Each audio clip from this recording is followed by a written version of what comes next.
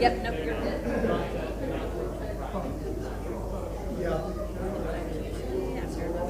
They're little kings, they all exited, and it's like us and them. We appreciate it. Yep.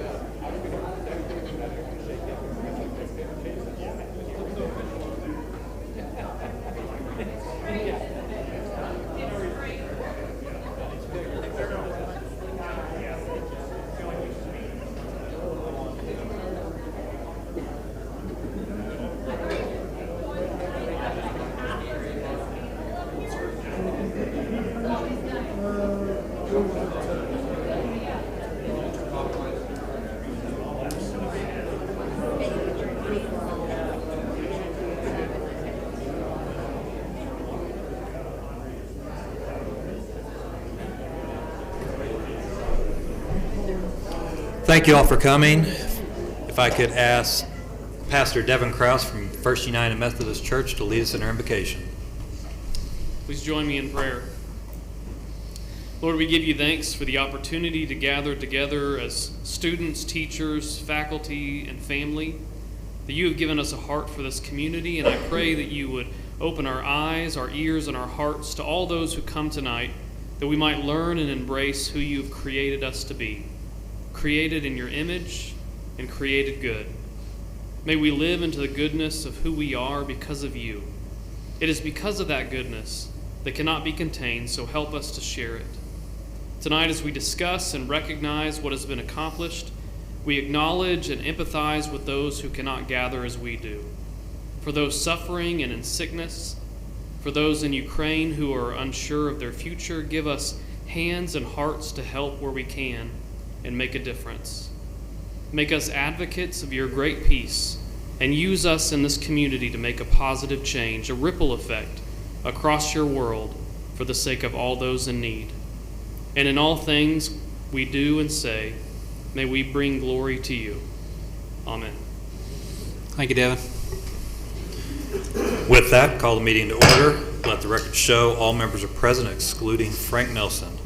Presentations, Mrs. Johnson. Yes, our spotlight student for the elementary school today is from Eisenhower Elementary, and Ms. Murphy is going to introduce Michelle Mccullough to us.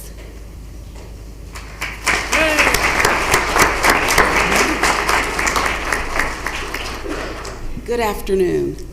I want to introduce to you Michelle Mccullough. She's a fifth grader at Eisenhower Elementary School. Her parents are Jonathan and Lauren Mccullough, and they're stationed at Vance Air Force Base.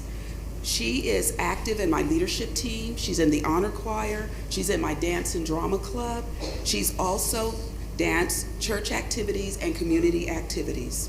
Her hobbies are she likes to dance and do acting, and also the one thing that she's very proud of is her grades, and she's very proud of the accomplishments that she has had at Eisenhower. I introduce to you one of my fabulous students. Please stand.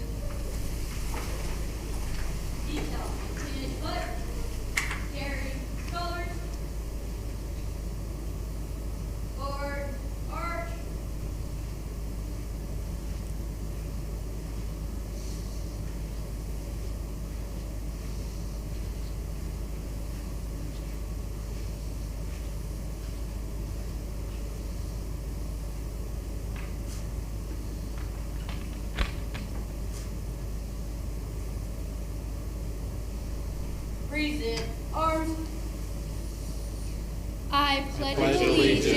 to the flag of the United States of America, and to the republic for which it stands, one nation, under God, indivisible, with liberty and justice for all.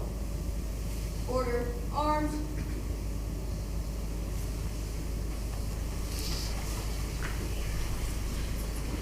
All right, Michelle, we'll get a couple of pictures. Anybody else that would like to get a picture, come on down.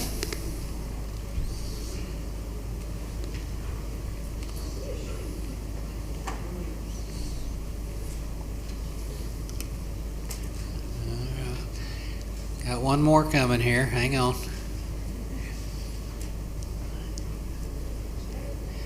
Oh, you got it? You got it, Mom? Okay. Thanks for helping us out, Michelle. Appreciate it. Our other spotlight student, our secondary spotlight student, is from Enid High School. Mr. Craig Liddell is going to introduce them.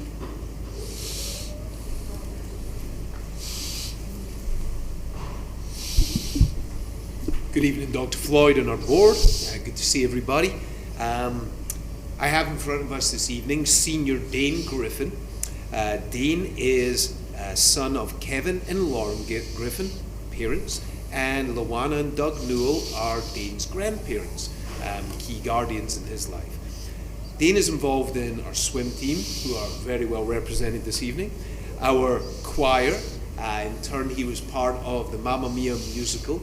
I do have to share that he, at the end of the musical, for those who attended, you know, the cast jumped into I was going to say the stands, I'm talking soccer. They came out into the crowd and got people dancing. Well, he had me on my feet, and it was two big tall blondes boogieing together, so that was fun. And he's been key on our spirit, a key flag carrier with the Plainsmen scoring touchdowns, key across spirit across the campus. He's been part of EHS Works, our concurrent enrollment program, and he is also a major player in National Honor Society. Really enjoyed getting to know this young man, met him, kind of had a presence about him, but was kind of quiet a couple of years ago when we crossed paths, and he has just flourished on our campus. We've got a really good senior class, and this young man's a really good leader. So I'm going to let him tell you a little bit more about his hobbies and some of the other pieces about him and his experience in Enid High. I'm Dane. There's a lot of things that I love to do at Enid High, but a lot of things I love to do outside. For instance, I love to play guitar with my band, and a lot of my friends are in that band. We're all in choir at Enid High, and we're all involved. I love going to the gym. I love working out. I love driving with like friends in my car group. I love listening to music and spending time with friends. I also love helping my grandparents, but I mean, I also love learning new things each day. And at Enid, it's a big school. I mean, it's smaller than the school that I came from, but having to like meet a lot of people, it's been really great. It's been a fun experience, and I'm glad to be here. I'm glad that Enid High has given me so many opportunities that I can really flourish from. And I'm definitely most proud that I've been able to win state as an athlete while also participating in a lot of different activities and kind of keeping it all together.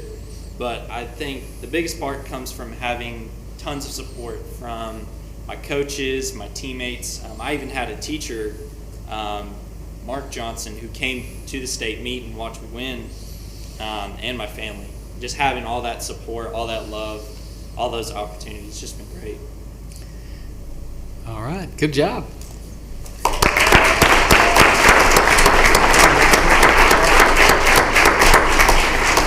All right, we'll get a few pictures. Anybody else would like to get a picture, come on down. Come on down, Grandma.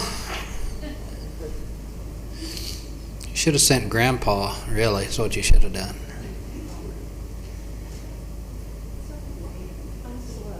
Couple more.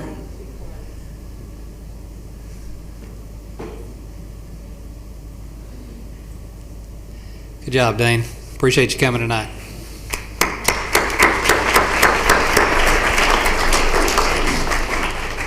Our next long list of recognitions is the Enid High School swim team, the boys and girls swim team. So Mr. Darrow gave Lindsay Watts a time limit here. So Ms. Watts, come on. And start. Start time. Obviously there's a lot to brag about with the swimmers, but I wanted to start by thanking all of you for all of your support of athletics and any other extracurricular activities. As you saw with Dane, our kids are involved in so much. We have choir, we have drama, we have other sports, we have everything. Band, huge in band with our kiddos. So it's not just swimming, it's academics, it's other extracurriculars. They're amazing kiddos in and out of the pool. I'm blessed to be able to coach them, to be able to play a small part in their development. So thank you for the opportunity. Thank you to the administration, and of course the athletic administration. Couldn't do it without Coach Tips. And your time is up. He told me to do it. Okay. Next. Anyway, numerous 4.0 students. Like I mentioned, our boys were in the top 5 in the state. I actually think that we were second. They don't tell us what places you get unless you get first. They only tell you if you're in the top 5. But the winners were 1/100th of a GPA point higher than our boys. So I think that we were second, safe to say. And then our girls were in the top 10 in the state academically as well. Our boys were 3rd overall at the state meet athletically, and our girls were 7th. We had 4 state champions this year. Numerous records set. I know, amazing, right? Yeah. Numerous records set, one of which was from Amanda Autry, from 1985, so 30 some years old. I don't know. I teach math. This is terrible. But Amanda Autry's record from 1985 was broken this year. Amazing, amazing things happening. So I'm going to call all of you guys up. Just come up when I call your name and hang out right over here, okay? Okay. Oh, yeah. Okay. Oh, yes. Conference champions as well. Yeah. Zane Bricks, Caden Couchman, Luke Denny, Hasiel Estrada. Do I need to slow down? Am I talking too fast? Yeah, well, I think you got it. Dane Griffin, Cody Higbee, Kal-El Hooper, Blake Jensen, Noah Johnson, Weston Johnson, Gabe McGill, Staten Mance, Carson Nault, Hudson Plummer, Luke Rogers, Weston Stewart, Sean Taylor, Johnny Ulitalo, and Caleb Ulitalo. All right, we'll give them a minute to make sure they got the right certificate with the right person.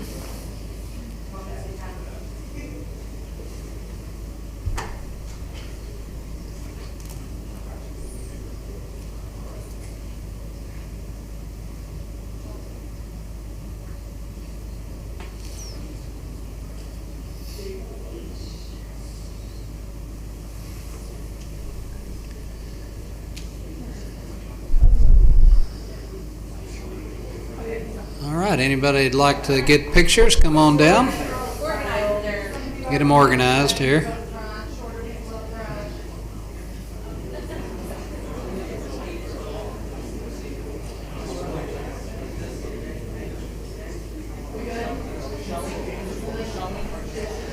All right, y'all, yeah, kind of open them up there. And okay, look forward, get a few pictures here.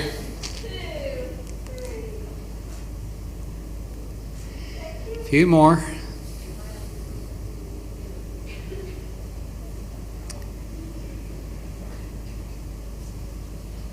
Well, you guys are looking sharp tonight, and we're very proud of your athletic performance and your academic performance. Let's give them a hand.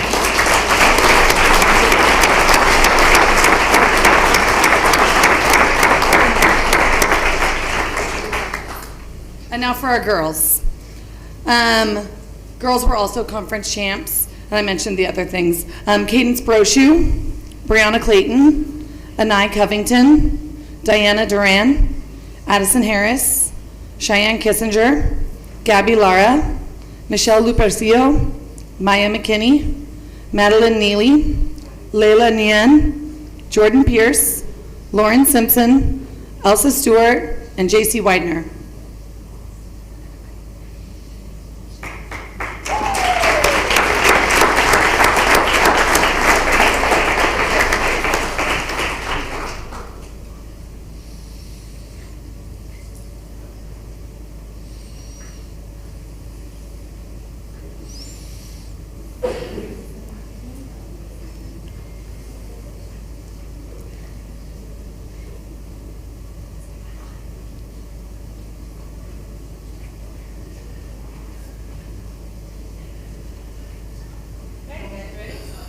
right, here we go.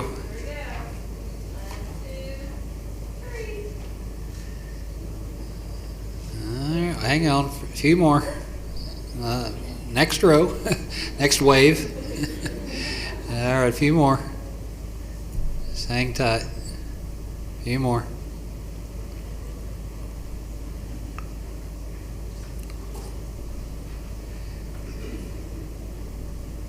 Very proud of you ladies, academically and athletically. Good job.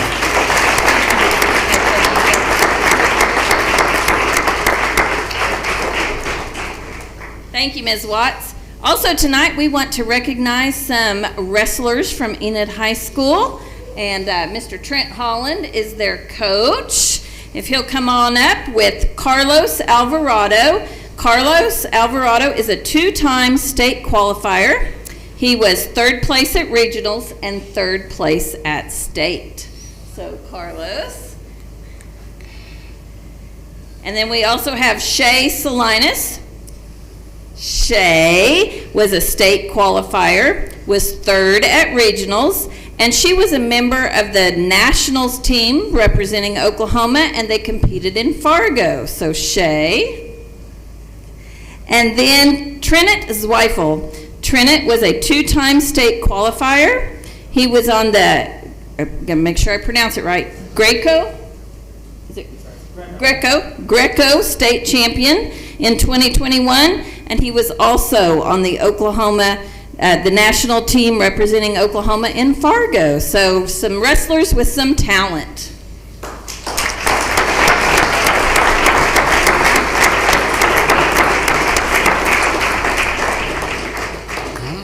Get a few pictures here.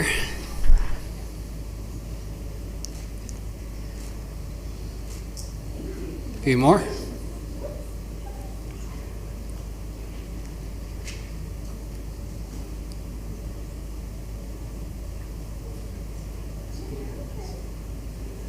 Very proud of you students. Good job. Let's give them a hand.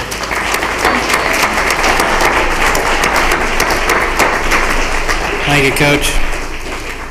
And our next recognition tonight, Mr. Mills is going to say a few things about this recognition for Miss Lisa Eldora.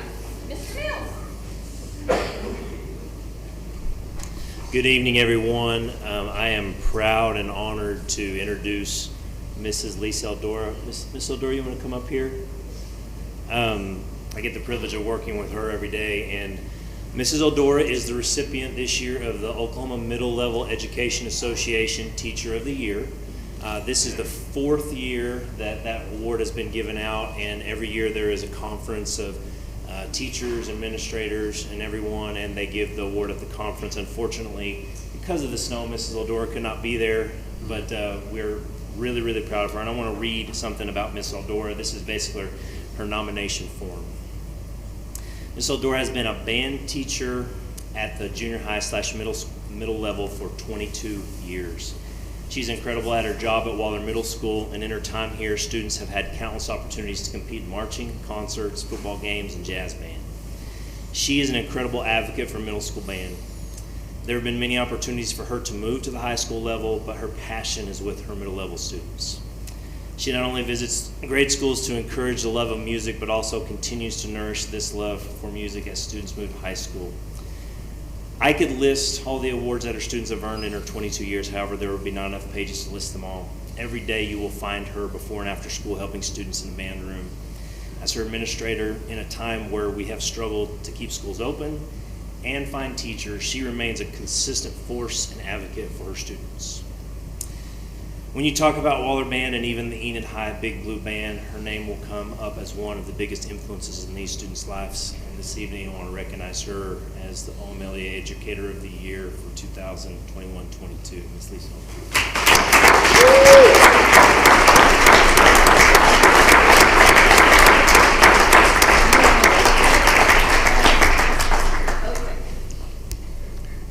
I would really like to thank Mr. Mills for seeing something in me that had him fill that out and nominate me. It's very humbling when you have an administrator who thinks that highly of you and sees what you're doing.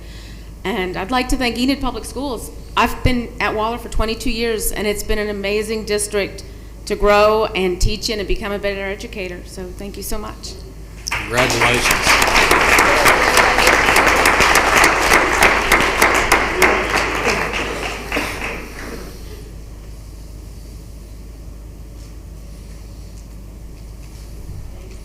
Congratulations, Miss Eldora. We're very proud of you.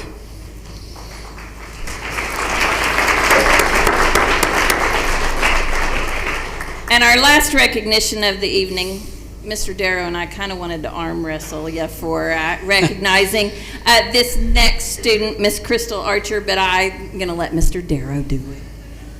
Come on up here, Crystal. It's definitely my honor to speak on Crystal's behalf. Crystal was recently selected as Oklahoma Academic All-State, which in my opinion is the highest honor academically in the state of Oklahoma. Only 100 selected each year.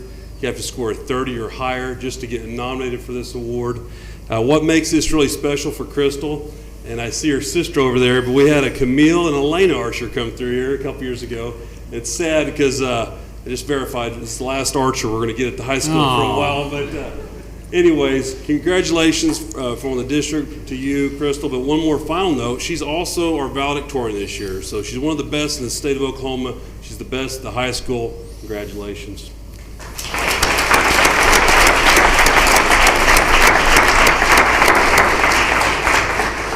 It's an honor to be selected as an academic all-state scholar, and I wanted to thank the board for all of the opportunities given to me at Enid High to succeed academically, and I also wanted to thank my teachers and my family for not only supporting me, but helping me grow a love for learning, so thank you. Congratulations.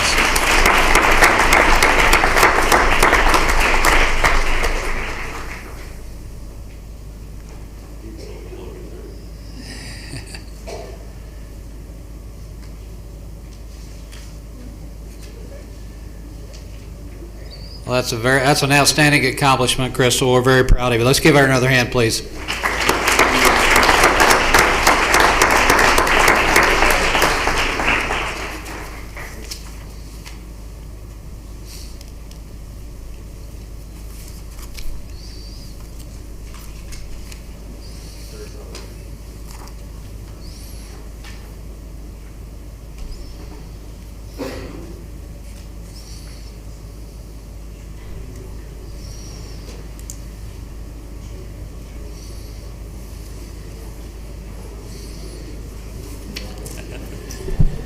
You all don't want to stay for the whole meeting? Really? You're going to hurt the board president's feelings, but that's okay. Board members, I did want to mention as they're filing out here, a couple of other recognitions that we'll get to at a later time, probably in April, and depending on the timing of that, maybe a little bit later. But our color guard has qualified to compete at the National Drill Competition in Daytona, Florida.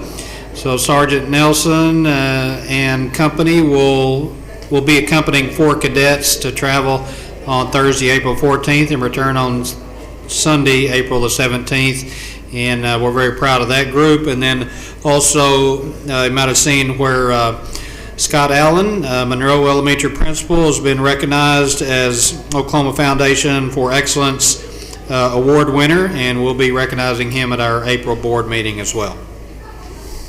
Thank you, sir. Brings us to item 2, audience to visitors. There were none. Item 3, superintendent's report. All right, thank you, sir. First up, we've got our Enrichment and Extracurricular Opportunities Strategic Plan Committee Chair report, and that's Rob Mills, Jamie Jarnigan, and Billy Tips. Good evening. You've got a hard copy at your place, board members. Okay, that's what I was going to say. Everybody's got. Good evening. Good to see you guys again. I'm up here again. So we try to print off some things that are going on within our strategic planning committee. The first 2 pages there, I'm not going to read through all of them, but they go over our goals and our objectives. The sheet that is most helpful to me is the second sheet that looks like this one, because it helps me keep organized as to on one side our objectives. Can everybody hear me? On one side our objectives, on the other side our strategies and actions, and then obviously each year what's going to happen. And so if you'll look at that, tracking our participation in all extracurricular activities and enrichment is going to be ongoing every year. And I'll get to some of that here in a second that we've printed out for you. This year in particular, we wanted to administer a survey, and I have that attached. We'll get to that in a second. And then after we administer the survey, meet with stakeholders. And we would love to have a board member in that meeting, obviously with us when we meet with stakeholders and go over the survey results. And then obviously increased participation in extracurricular enrichment activities is always ongoing for us. So the next page is the survey there, and Mrs. Johnson helped us with the survey. We appreciate that help. We gave it to only fifth grade students, those students that were going to be entering into our middle level, and then we made it available to every middle school student. Then we made it available to high school students. Obviously, we couldn't force anyone to take the survey, but we had 1,400 responses. You can see there in the chart how many elementary, middle, and high school students took the survey. The next question obviously is yes or no, do you participate? I think if we pulled some of those no's and actually talked to the students, we'd probably figure out that they are participating in some of those extracurricular activities, but that's what they put. And then I did not print out all the responses for questions 3, 4, and 5, but I wanted to let the board know what those questions were. And if you want them, I can email them to you really easily. I have all the responses in a spreadsheet, but it would be too many pages to print off, obviously. So the third question is, what activity that is not currently offered would you like to see offered?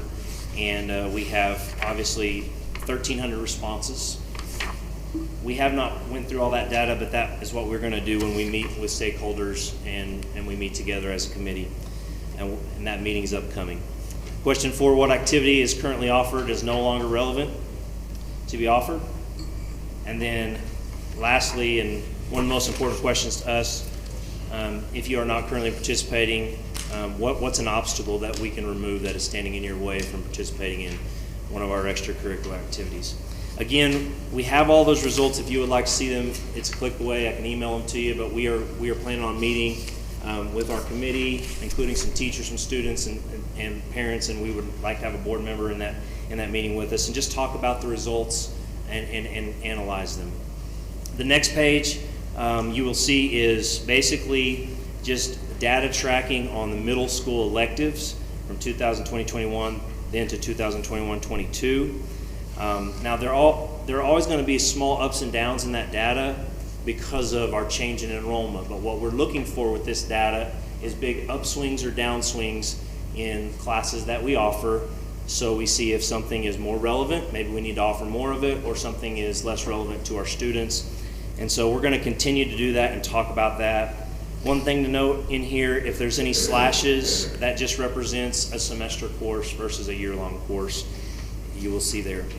Then the next page is our elementary enrichment data, and we did not have any for last year due to our health situation at the time. So this is the first time that we've had good data from that. And Mrs. Jarnigan is not with us this evening. However, this represents all the enrichment or extracurricular activities that are going on at our elementary schools outside of PE and music, those things that they already offer. And so it was nice to have this data because now there are kids participating, and we will continue to track that.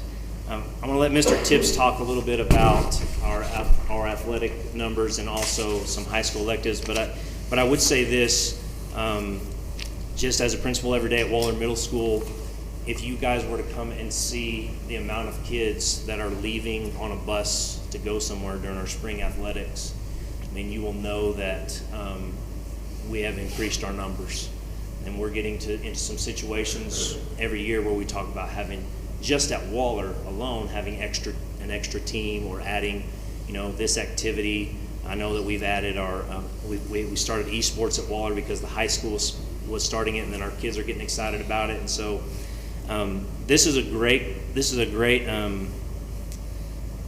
strategic planning committee to be on, because a lot of these things happen organically and naturally with our district because we have a lot of great people.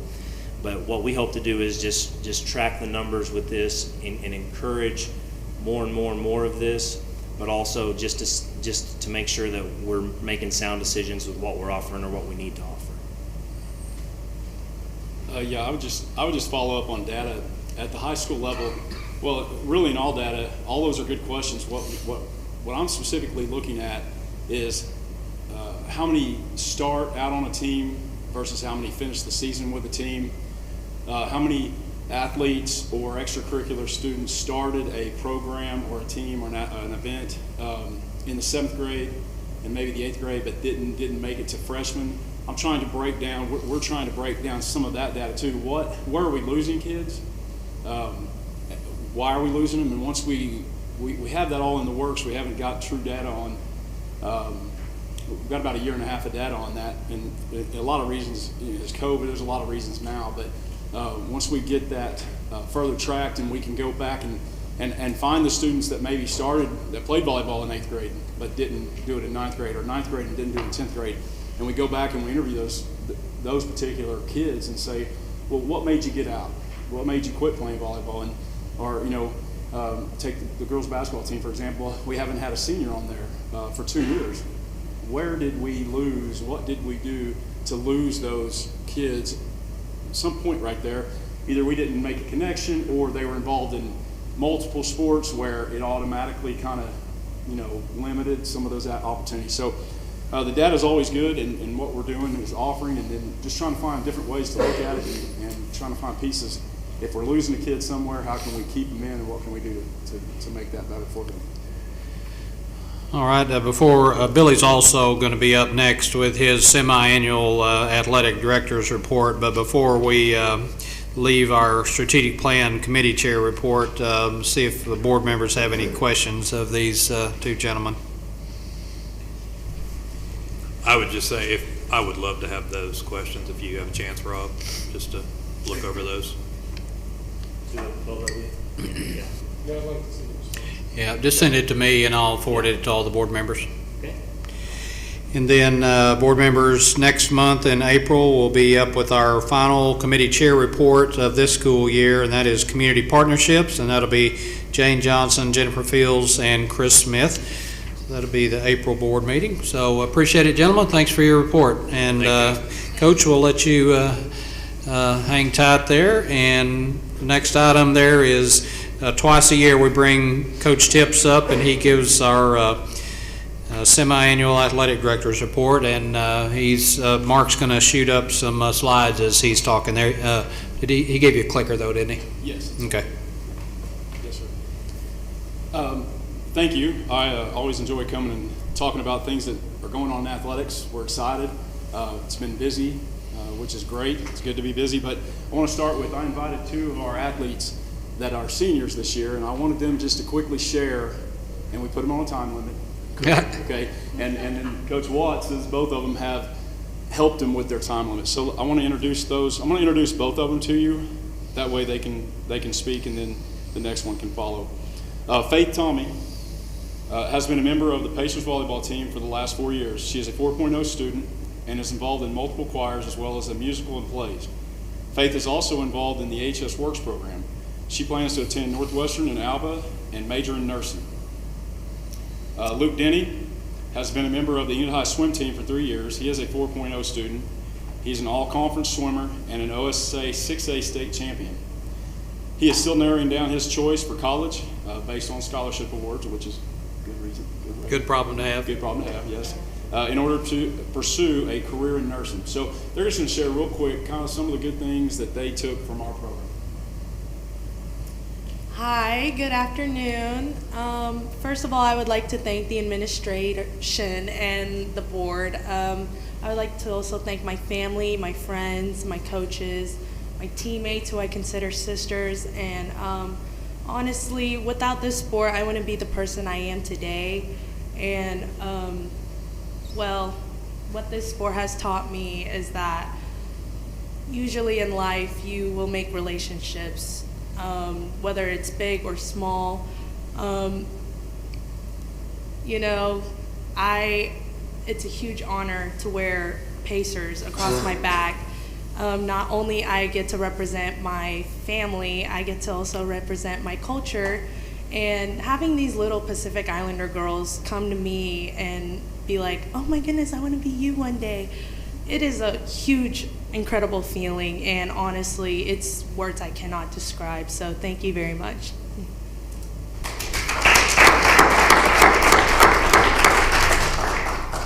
Good afternoon, everyone. Thank you, Mr. Tips, for the introduction. I would also like to start off by thanking you guys, of course, my coaches, all my family members, my teammates, which they're not here anymore. It's all right, but that's okay. I've got a couple little points that I'd like to go on here. Starting off, our coaches on our swim team, they hold us to a very high standard. Our boys' GPA this year, 3.77, which you said they got a second. Girls were at 3.78. I believe that those 100%, the work that we put in at the pool correlates into the classroom as well. For me, like Mr. Tips said, I'm still narrowing down my college decision. So through my work in the classroom and in the pool, I've been able to receive large athletic and academic scholarships. Through character, I was team captain my junior year. I learned how to build up others whenever we failed. And work ethic, that's a big thing for us. Time management, lots of practices, so I got to fit in my homework somehow. Teamwork, and this year especially, we've really been good about encouraging each other and cheering for each other at meets, and it's been amazing this year.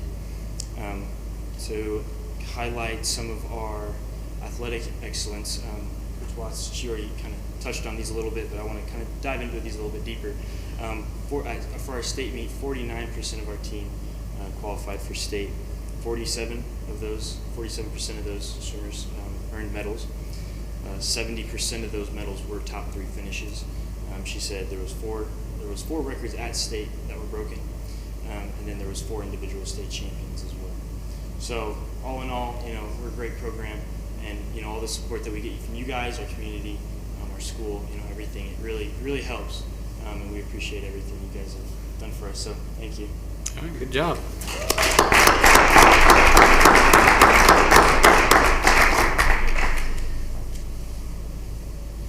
Thank you again, Luke and Faith. Appreciate you guys coming and talking.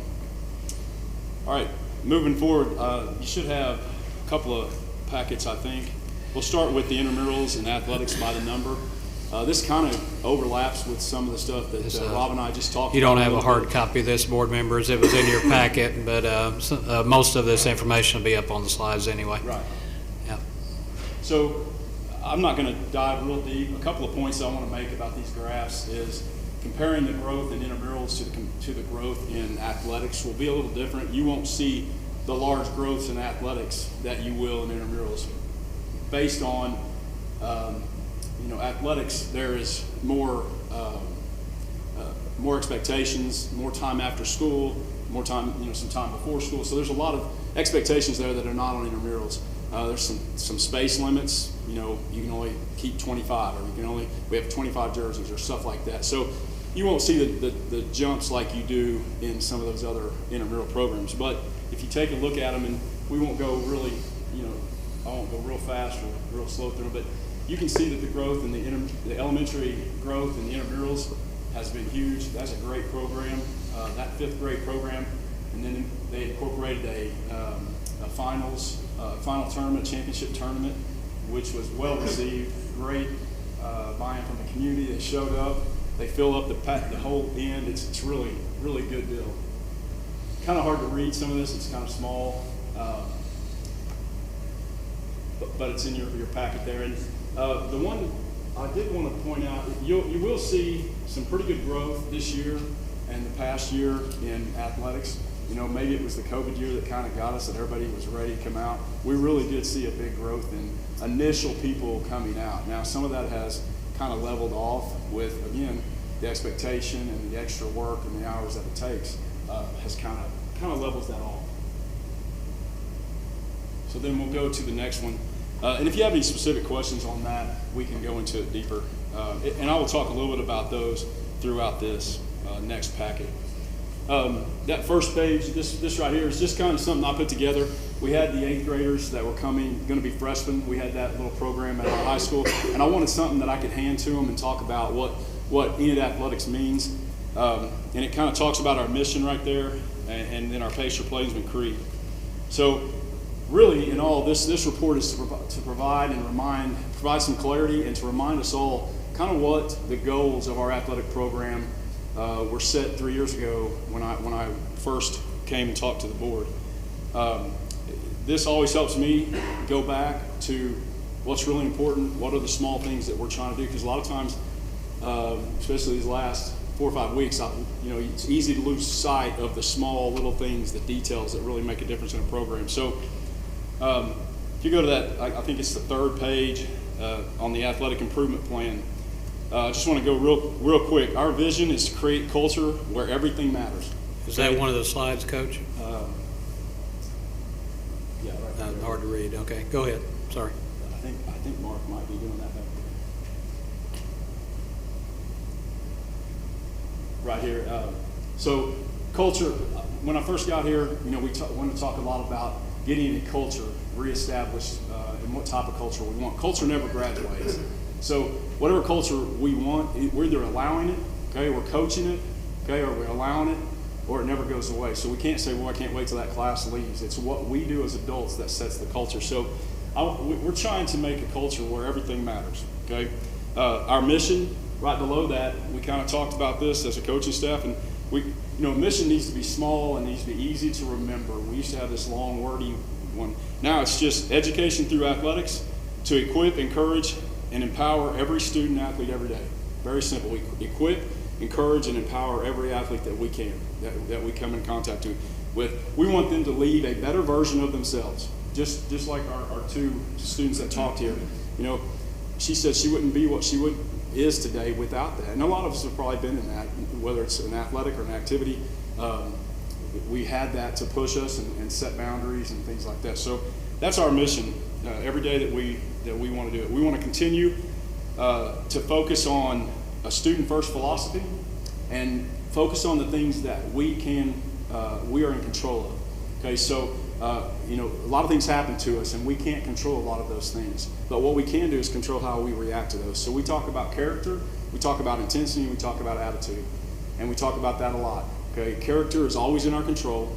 Okay, our attitude is always in our control. No matter what happens to us, we get to choose how we react to it. And our intensity, how hard we choose to go at anything we do in life, is in our control.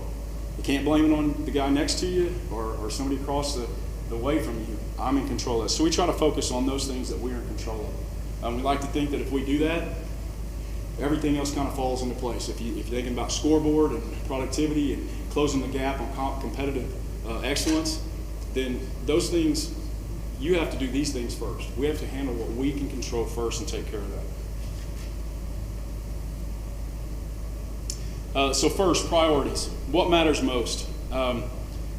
In no particular order, I've got 3 things that I'll cover tonight. And personnel and growth and development of our personnel, our coaches.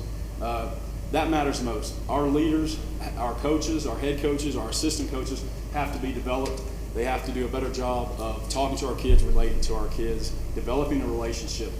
If you ask me how we lose kids moving up, somewhere we're not developing a relationship with that. Somewhere the varsity head coach is not being able, maybe it's time. Whatever it is, it's my job to figure out why the head coach is not spending enough time at the middle school levels and developing that relationship. So we've got to figure out a way to do that. So priority number 1 that I'll start with is personnel, growth and development.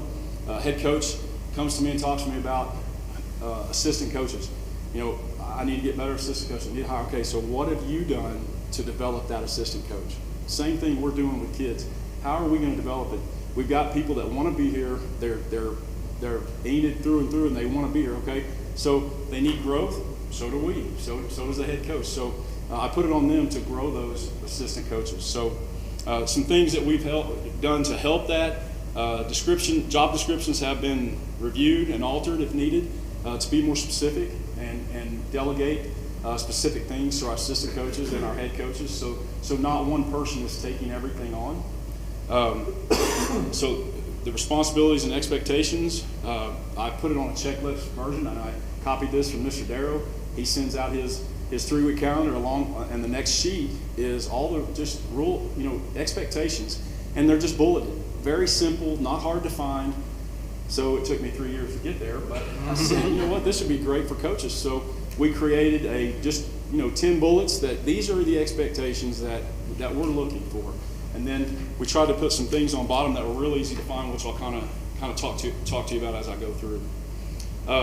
We have updated and developed an evaluation process for the athletic supplemental positions, all the way from are we competitive in our salary versus other schools our size. I have a nice little graph or a table for that I'm completing from the major schools, that the top 12, 13 biggest schools in Oklahoma.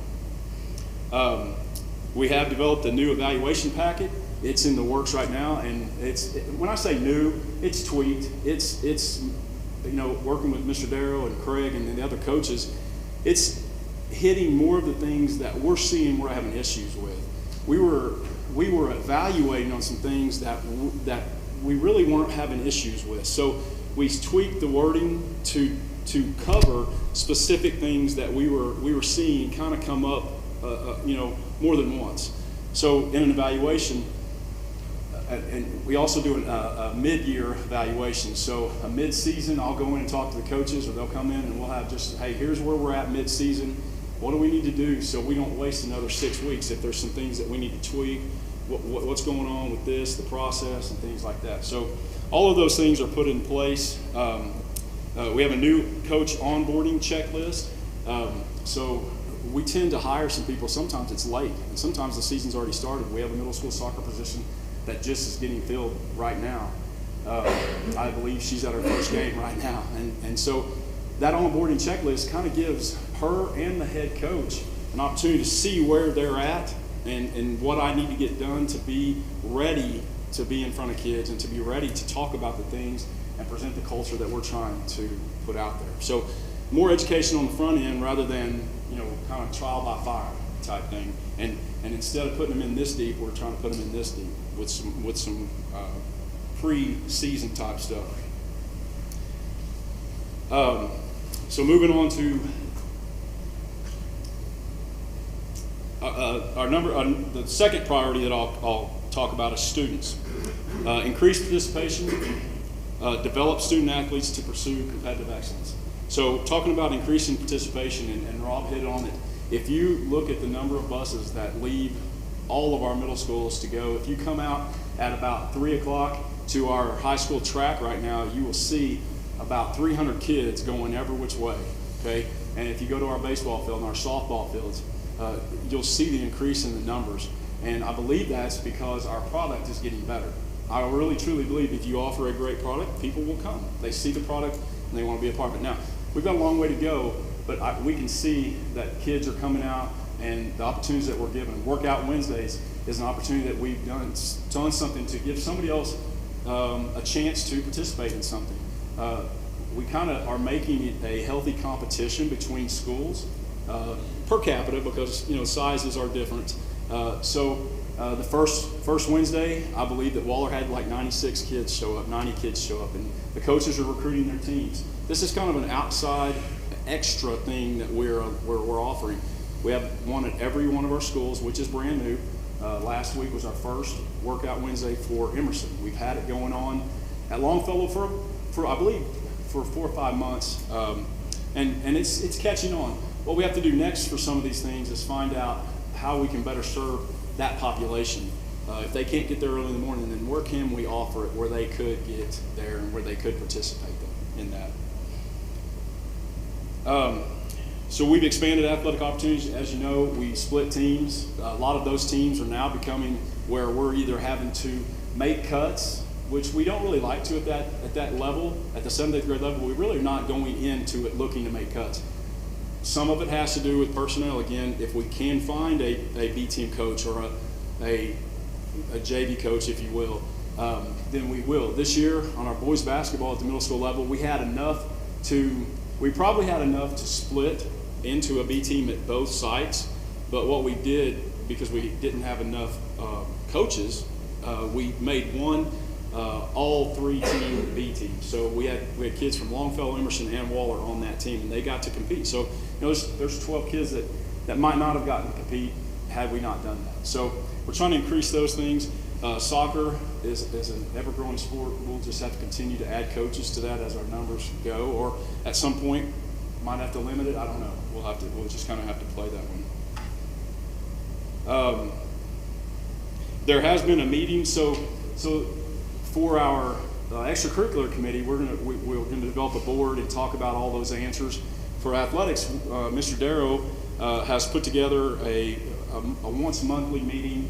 It's the 3 middle school principals, it's the high school principal, myself. I think it's maybe Mr. Rader's invited, I don't know, Sam's invited. So there's people invited to that to talk about what's next. When can we split to Emerson maybe having a basketball team or a volleyball team? What's it look like down the road?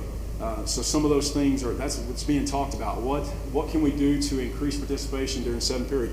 What can we do? Just a lot of questions with the people that are really kind of in charge of their own campus. And so it's not just me and Mr. Darrow sitting talking and then having to go. So that's been a really a big deal, I think. It's been very helpful to have everybody at the same table and all the notes provided from the previous meeting. It's been a very good meeting.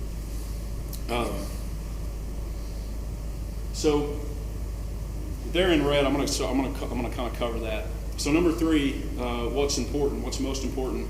So personnel, students, obviously coaches and students are our number 1 priority. The third thing is tying the programs together. How do we get kids and our programs to have this seamless tie-in from 7th grade to 12th grade first? And that's where the main focus is. But then 5th and 6th grade, how do we get that to tie into 7th and 8th grade? I'm going to focus on 7 through 12 right now because I still see some loss there, some disconnect. And so we've got some things in play there. We're going to put some middle school coordinators in place there to focus more on that. Where are we missing the tie-in? 7th grade, 8th grade should be talking the same language as your 9th, 10th, 11th, and 12th. Just a different menu. They might not do as much as the varsity team, but we are doing the basics. So it's like our strength and conditioning program. Everybody at the 7th, 8th grade level has to learn to squat. They have to learn to bend at the hips. They have to learn athletic positioning before they can move into hang cleaning 315 pounds, which we had 2 guys do this morning in our strength and conditioning class. So that's a pretty special feat. 315 is big time hang clean or power clean. So and then we had I think we have about 20 kids now that are power cleaning 225. So all of that has been built in a short period of time, really from 9 through 12, because most of those kids haven't went through our 7 through 12 program, our 7th and 8th grade program. So the jump in that, you can see if they're doing this after just 9th and 10th grade year, then what's going to happen when we get that 7th and 8th grade really rolling? And this next freshman class, we will really see how that has panned out, because they were our first class to have the 7th grade strength and conditioning programs incorporated. So, our specific result is what we're looking for, is to develop a set of athletic expectations between high school and middle school that align strategies, techniques, and skills, strength and conditioning, and overall program that is particular to each sport and activity. So how do we tie all of that together? And that's what we're working on doing. Connection to community programs like Little League teams and EJRT, all of that's improving. All of those things our coaches have been. I know Coach Woods visited all 3 campuses last week during lunches. He goes over and he just basically walks to the lunchroom and he gets to know those kids, and he creates a face with a name. He tells them who he is. He's very good at speaking. If you haven't heard Coach Woods speak, he can do some good recruiting. So he did a good job going over there. I'm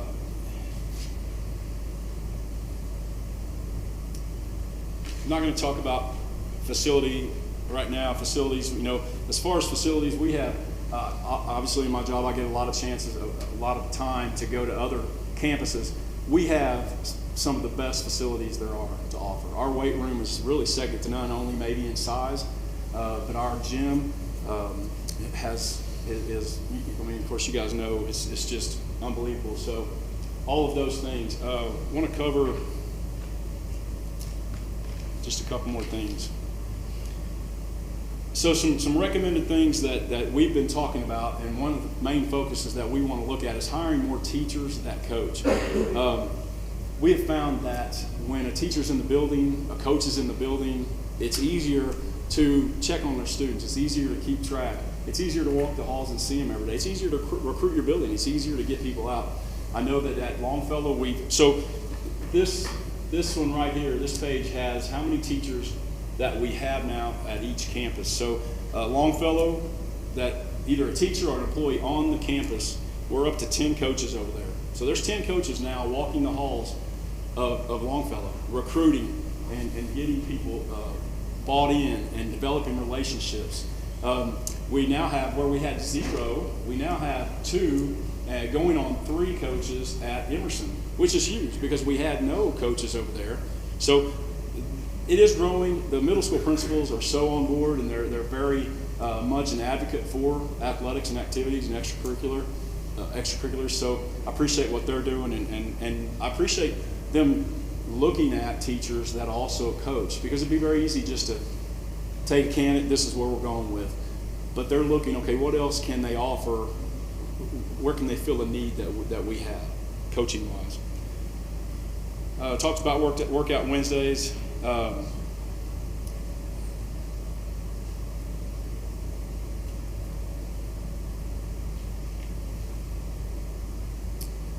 So on the last page there, we talked about at one point hiring I told you we hired a strength and conditioning coach at the high school. I wanted to talk a little bit about those numbers.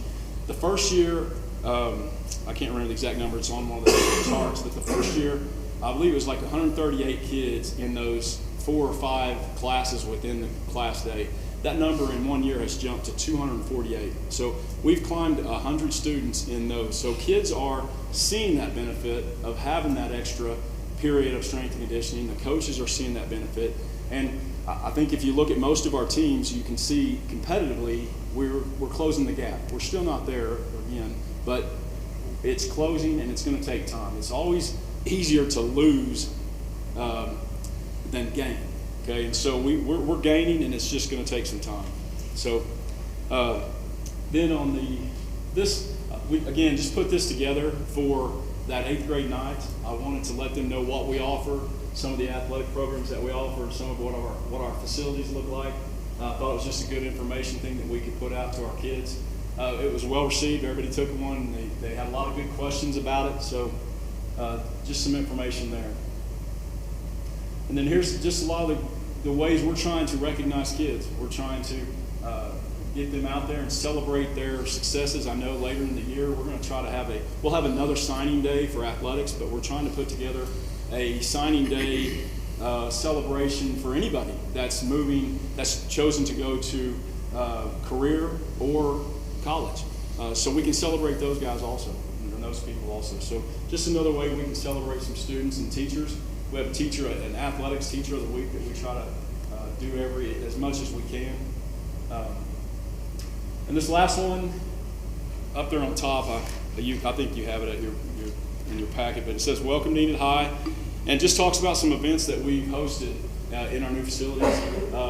OSA events, we've hosted regional cheer, area and regional basketball, dual state wrestling, state baseball finals, district band and choir, state solo and ensemble, and Northwest Regional Marching Contest. And then we do the Man Wrestling Tournament, Holiday Classic. Downtown Basketball Festival was moved to Enid High this year because there was a conflict over here. And so we said, yeah, we'll host. It's another way for our facilities to be seen and our community to look at them. We've done a ton of different things up in the Spirit Room, different meetings, Rotary. We've had the Leadership Oklahoma, Leadership Greater Enid come in, and so a lot of good things going on, a lot of space to grow still, a lot of work to do still, and we know that.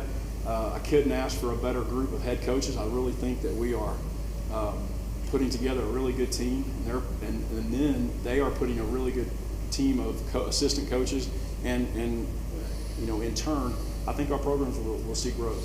So.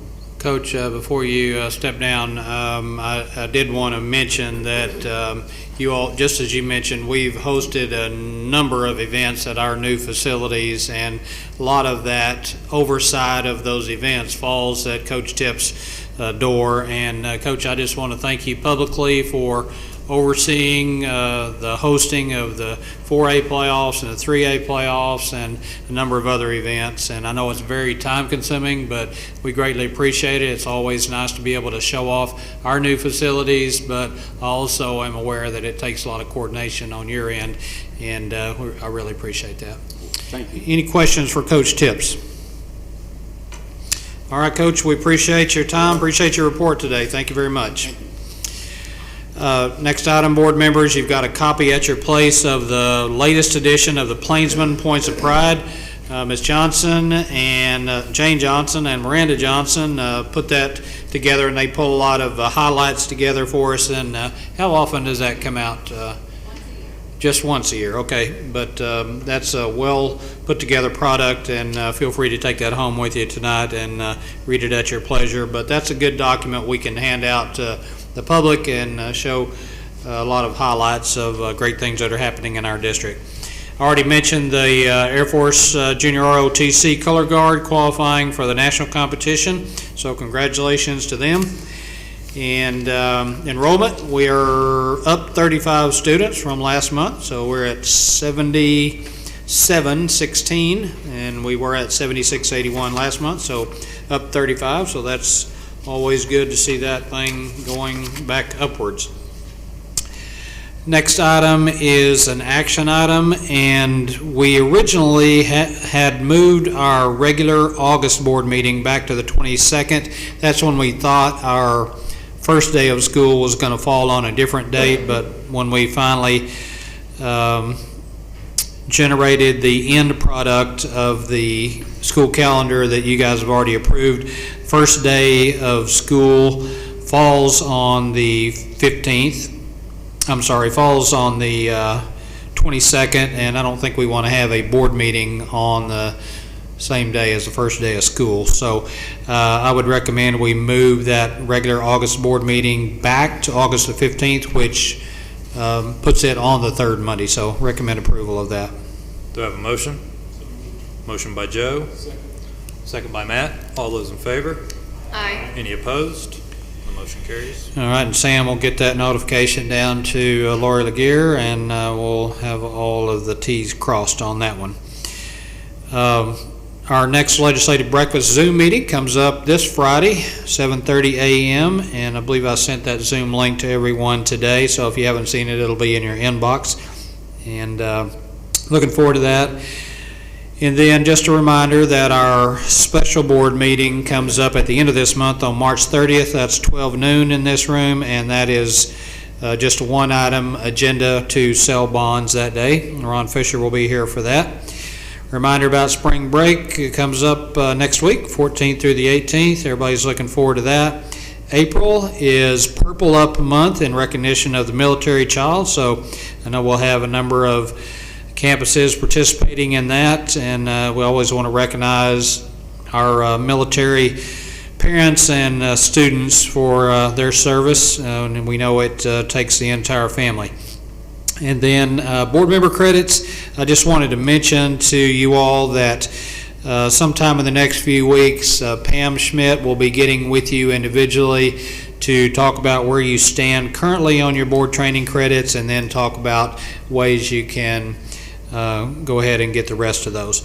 So I believe that is the extent of my superintendent report, Mr. President. Thank you, sir. Brings us to item 4, regular business. Discussion and possible action to approve the following consent agenda items. Item 1 through 5. Do I have a motion? Move we approve. Motion by Tori, second by Joe. Any discussion? All those in favor? Aye. Any opposed? The motion carries. Item 4B, discussion and possible action to approve the district's financial report. Dr. Robinson. All right, I want to start by taking a look at the general fund and revenue collected, because I think it kind of tells a telling story of where we're at on a lot of things. To date, we have collected $64 million in the general fund, or not to date, but through the end of February. Our estimate of needs showed us collecting $77 million, and my estimate for when I put the budget together in December was we collect about $88 million this year. So we're well on our way to that collection. But the story I want to tell with this is that last month, motor vehicle tax collections were up 17%. Oil and gas revenue collections are up almost 25% across the state. And those are all items that are considered to be chargeables to our state aid for next year. So collections could exceed that point, but that collection exceeding that point could mean a reduction in our state aid going into next year overall. So the word of caution is everything looks good today, but tomorrow may not be so bright. And that's really, inflation is really hitting us hard. I'm going to tell you another thing that we have to look at is Rick Moulton, our transportation director, called today and he said, Sam, did you realize to put diesel on a bus is now $4.59? He said, we filled up half a bus with diesel and it was a pretty hefty bill. He said, we really need to start looking at some different avenues on do we send buses? Do we need to send a van? He said that impact is going to hit the budget pretty hard and heavy. And so as it starts to hit school districts, it's also going to start hitting our shipping. It's going to start hitting food procurement, all those different things. That $4.59 a gallon for diesel is going to hit all those items. So again, while revenue collections might be up, what I predicted for expenditures back in January might be off a little bit because of these increased costs we're seeing. And so I'm just telling you that it's not dire straits, it's not bad news. It's just the reality of the world we're in right now. And many people are already feeling this in their own home budgets. It's not any different for the school district. So collections they're on track. We're actually above track. Expenditures are on track, but I see them creeping up much quicker than anticipated. So that's kind of a look at the budget. If there's any other questions, I'll definitely entertain those at this point in time. Do I have a motion? So moved. Motion by Matt. Second by Chad. Any other discussion? Excuse me. All those in favor? Aye. Any opposed? The motion carries. Item C, discussion and possible action to approve the report of the independent audit of FY 2021 for Enid Public Schools. Dr. Robinson.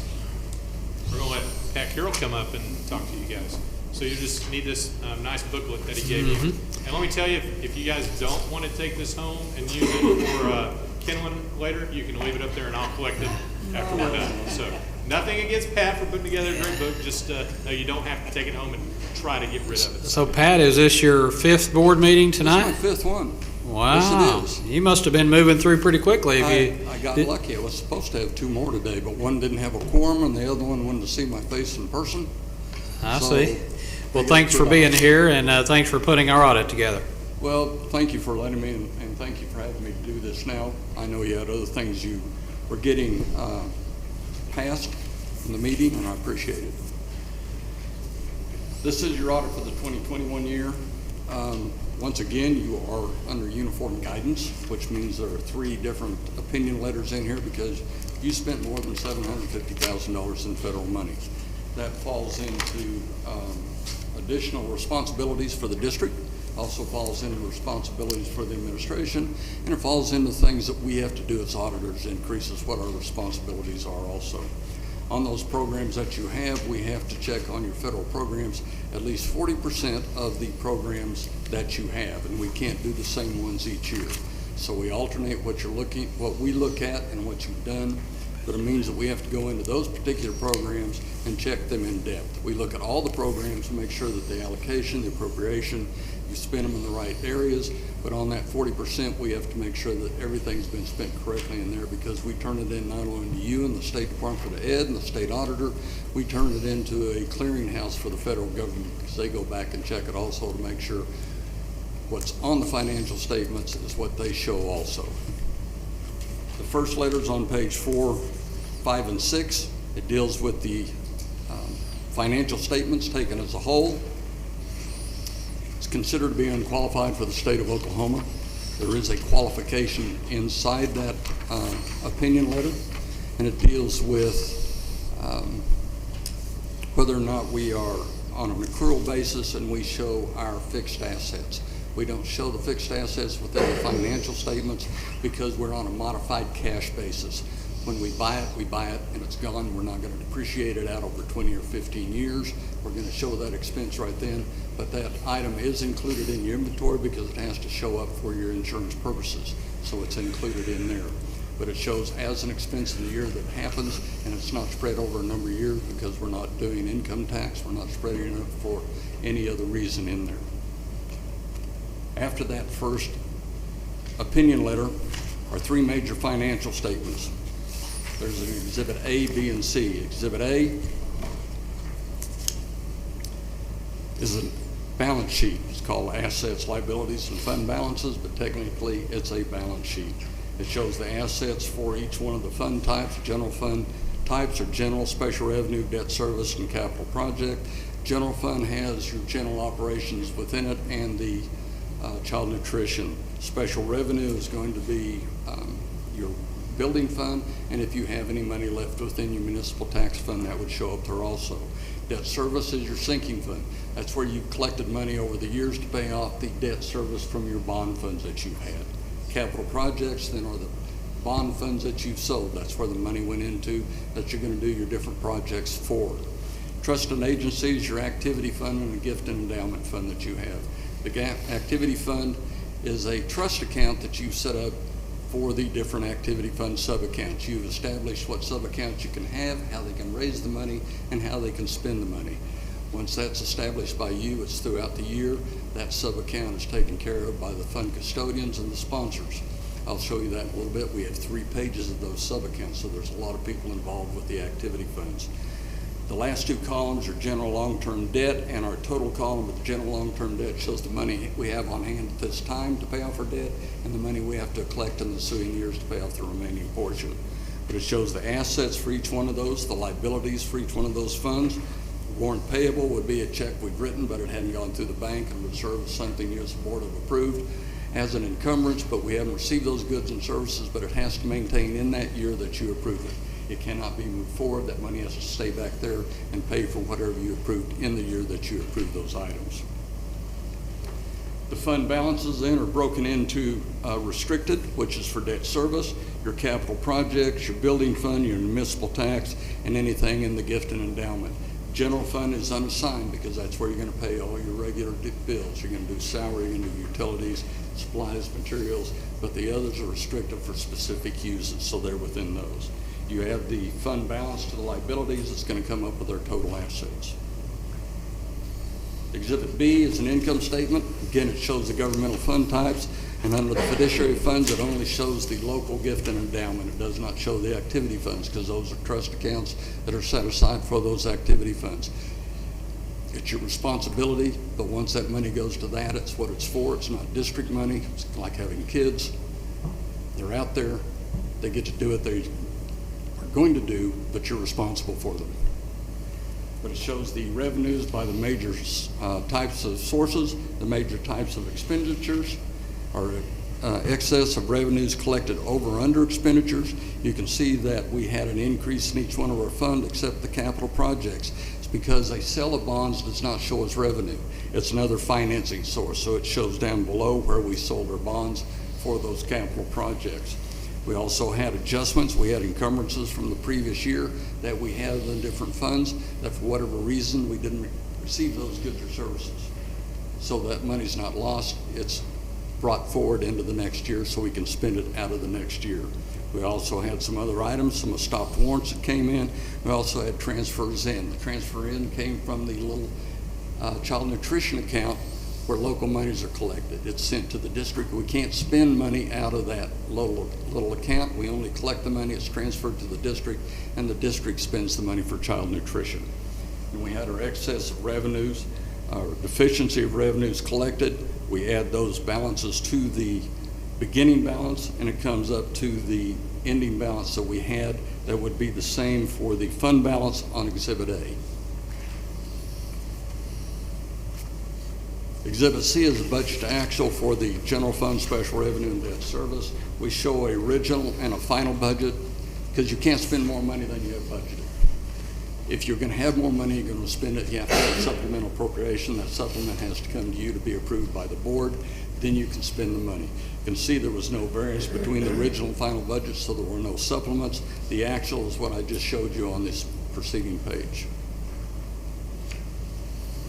Starting on page 7 are your notes of financial statements.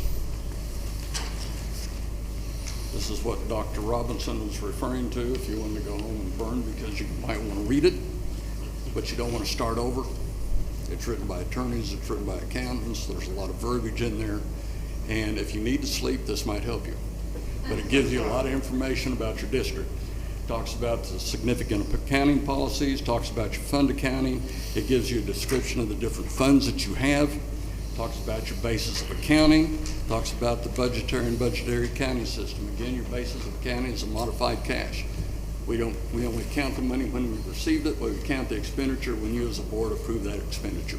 It's a very conservative basis, so you don't spend more money than what you have. Starting on page 11, we talk about our long-term debt. We have a number of items in our long-term debt. We had the bonds of 2020 that will pay out in May this year. That was an $8 million bond issue will pay out. We also have the bonds of 2021 that will pay out in May of 22 this year. Or excuse me, it's May of 23. It says May of 22, but it's May of 23 that it pays out. We have our long-term lease. It was a ground lease we had with the Garfield County Education Authority. It runs until 2024. It was what we did to do all the projects you have. We did 2 of them. One was $96 million, the other one I think was $64 million. We cannot pay for capital projects out of anything except the bond fund or the building fund. You don't collect enough money in your building fund to do the projects that you've had and improve the facilities that this district has. We've done all of this because we did these long-term leases and we got the money up front, and then we're voting bonds every 2 years to pay them off, and those bonds will go away at that point. But you can look around and see what you've done with the money that's been collected by these long-term leases and these long-term votes that have been done by, you've been proposed by you and been done by the community here. So they put their money and their thoughts into what's improved the school district, and if they can't drive around and see it, they need to. See the different schools we have and different facilities, the items that you were talking about earlier with the high school, the items have been there where you can go ahead and have different projects come in and different events come in. You add that to the things that the city's done, it's really been an improvement to this community. That's kind of my own statement, that it wasn't really part of the audit. But we have another one that was started in 2016. It was a 2-part. There was an A and a B to it, but it goes until September of 31. And you can see the payment schedule on both of those. We also had one other lease purchase for some of the related athletic equipment that will pay out in this year,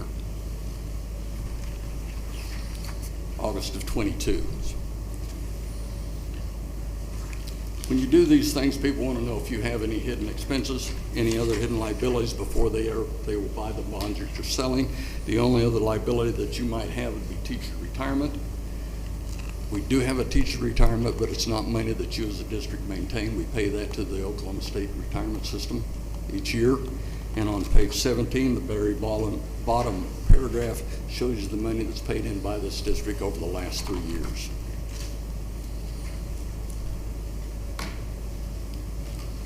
We have combining schedules. After the notes, we're going to combine up the special revenue, the capital projects, and also the trust and agency. These are balance sheets. It shows on exhibit Schedule A1 for the special revenue. It shows the building and municipal tax, the assets and the liabilities. The total column then is what shows up under exhibit A for special revenues. Schedule A2 is your capital projects, the monies that are still maintained within those various capital projects, the cash that you have, any liabilities that are outstanding, then the restricted dollars are with each one of those funds. Schedule A3 deals with your trust and agency, your activity fund, your school lunch fund, and your donation and activity, and then your little trust and agency, which is also part of the district that's taken care of through district expenditures, and through an appropriation. You can see the school lunch fund has 0 in it. That's a real plus. For several years we've been talking about it can't have any money in it because that all has to be transferred to the district by the end of the year. This year it has a 0 in it. I'm real happy about that. The combining schedules we have for the revenue are the B1 and B2. Shows the special revenue, shows building fund and municipal tax. Earlier I said it was good that you did the item with the different lease purchases we had with multiple sales tax coming in year after year. If you were going to build something through your building fund, that's what you collect, $1.8 million. That's not going to build much. You know, that might repair something, but it doesn't take care of what you've done. By what you've done by going ahead and expanding these with these lease purchases and these multiple year bond issues to where we got the money up front and we could do something, it's really improved all the facilities that we have. So it was a good thing that was done by you and the community. The municipal sales tax was a tax that was put in by the city of Enid. It was for a 5-year period. That money was collected for 5 years and distributed to all the school districts that touched the city of Enid. The portion that you got was under the municipal sales tax, but that could only be spent on capital expenditures. It couldn't be spent on anything else. So it's also part of the money that has gone into what has been done with the facilities. B2 is your capital projects. The money that comes into the capital projects comes from the bond issue sales initially. After that, there's not much money that comes in. You can see the revenues that were collected in each one of these bond funds. That's the interest that's been earning. With the amount of money that we have in there, that's not much interest. That's all the other money that comes into it.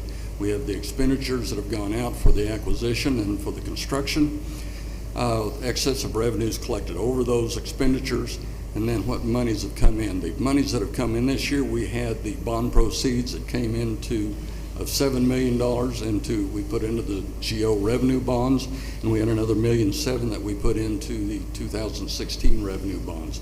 Those were dollars that were put in there, and they've been paying off the bonds that have come due for the lease purchase. It's paying off the lease purchase dollars. Exhibit C, C1 is a budget to actual for your building fund and your municipal tax. And there isn't much that goes with the municipal tax. It's just the money that's in there. We really don't get much of anything else. We have an adjustment. We might collect a little interest on it.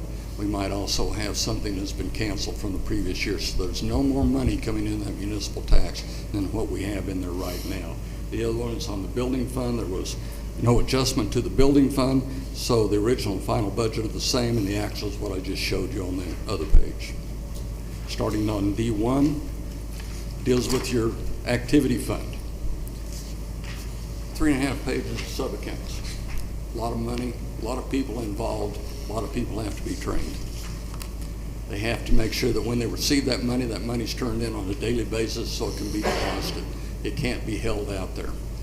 If they make an expenditure, that expenditure has to have a requisition before the expenditure's made. It means it has to be approved because it has to make sure that it's what you all have approved as saying they can pay for and they can buy. So it has to be approved before they turn that in and an expenditure is made. All these sub-accounts have a sponsor. All these sponsors have to be trained. All these sponsors have to be reminded what they're supposed to do.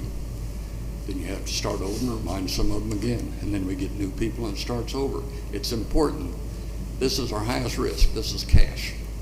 On the district side, we don't get much cash in. It comes from the state, it comes from the federal, it comes from the county.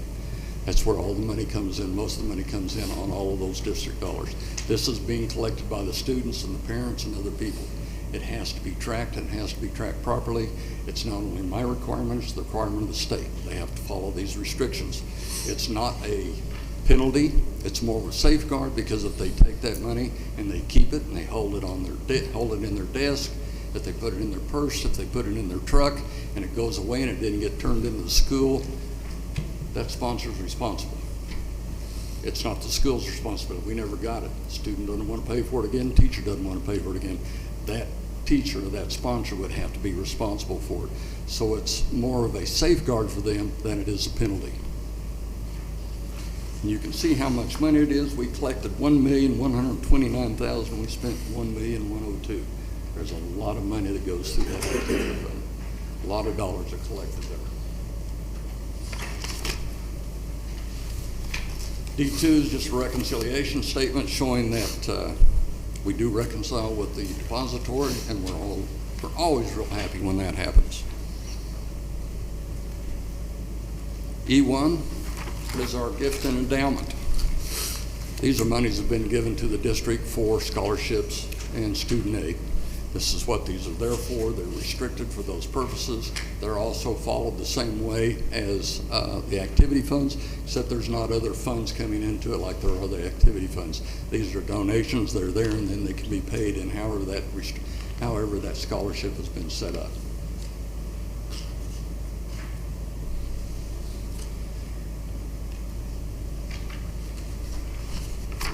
Schedule F is your lunch fund. It shows the local collections on the lunch fund. It shows the monies that came in by student lunches, the student breakfast, either interest in correcting entries, sometimes a startup change. It shows the money that came in and went out, and it comes to a zero balance, and that's good because that is district money, and it has to be closed to the district at the end of the year. Page 19. This is your schedule of expenditures of federal awards. This is why your uniform guidance. On the left-hand side, it shows the titles of all the programs. The last 5 columns deal with the dollars that are associated with each one of those programs. At the first of the year, overall, we had $821,000 that we had spent that we had not collected from the previous year. A lot of that deals with the way the federal programs are set up. We have to spend these dollars before we get them back, but the state will not reimburse us until we not only have a encumbrance, we have to have a warrant issued. That warrant that's going to be issued may be a payroll, it may be something for utilities, or may be for supplies. But if we don't get it to the state by June 2nd, we don't get that money until next year. So if we have these items that are out that we have not received, we haven't written that warrant, we don't get that money till the next year. During the year, we collected $13 million. We dispersed $13 million, and at the end of the year, we still had another $1,172,000 to collect. Most of that came from some of the different programs we have. If you look halfway down, there's the CARES Act and the CARES ESSER 2. That was the federal money that was given during the COVID. It was given to the districts. It was said, when it first was given to the districts, it said, take this money and spend it, you need to do things with it.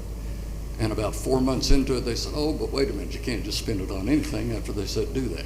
So then it had to be reworked to see what we're going to spend those dollars on and how we can spend it. Then they gave us the ESSER 2 money, and it was a little easier. They said, okay, you can spend it on this. And then once we got to spending it, they said, well, we don't know if we're going to approve that or not.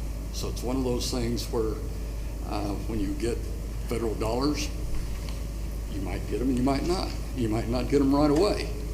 So that's kind of a political statement, I know, but that's just kind of how it is. But it's monies that are out there that have been spent that we are still in the process of collecting. But of the money that we got, that was over $5 million that we got on those dollars right then. And they were helpful. We did good things with them. They were very beneficial to the district. It became restricted on how they can be used. And we now have a third one that's a little more restricted than the others. We also had some money that was in our child nutrition that is considered to be deferred. It's money that we received, but we have not spent yet. And again, that goes to one of those items, how can we spend it, where are we going to spend it? Because this last year, even though we had free and reduced, everything was given. It was all free. So it all came in, so it was extra money, and we had to figure out how we were going to spend those dollars. It was the same thing that's happening this year.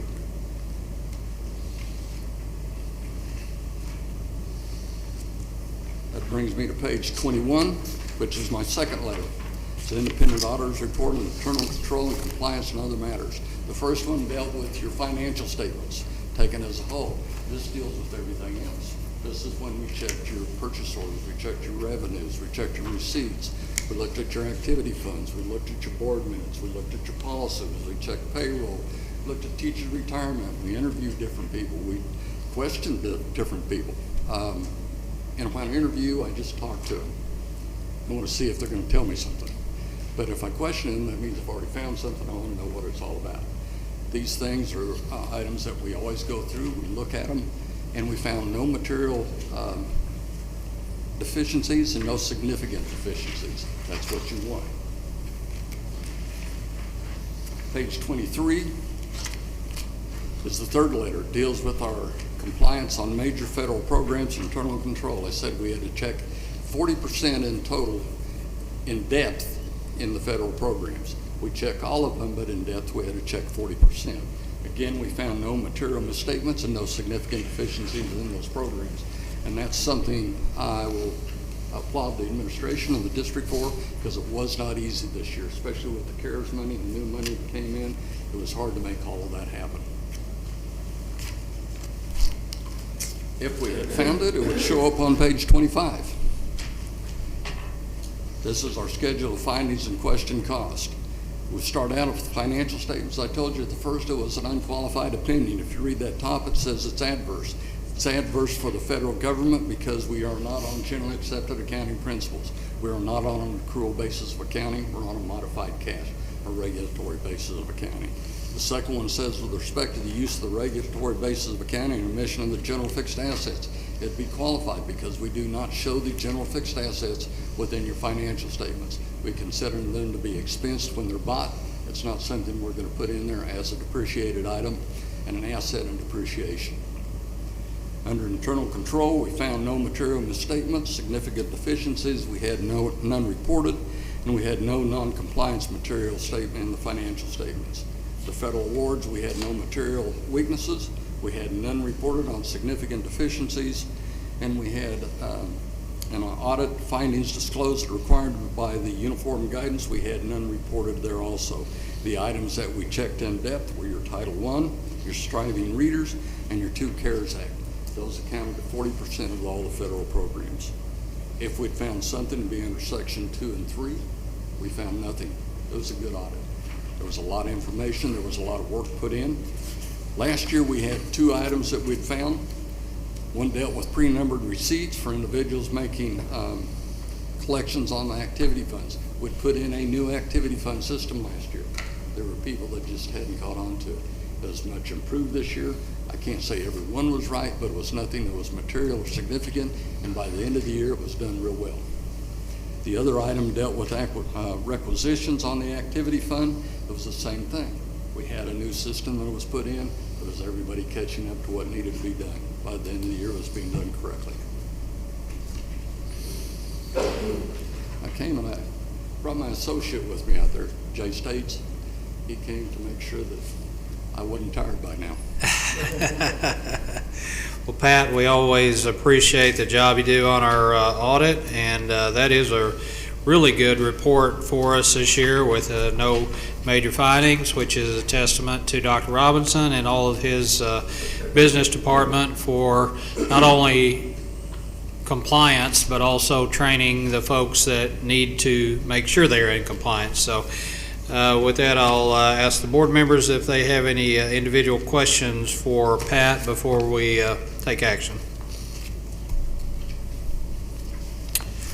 How many years you been doing this for us?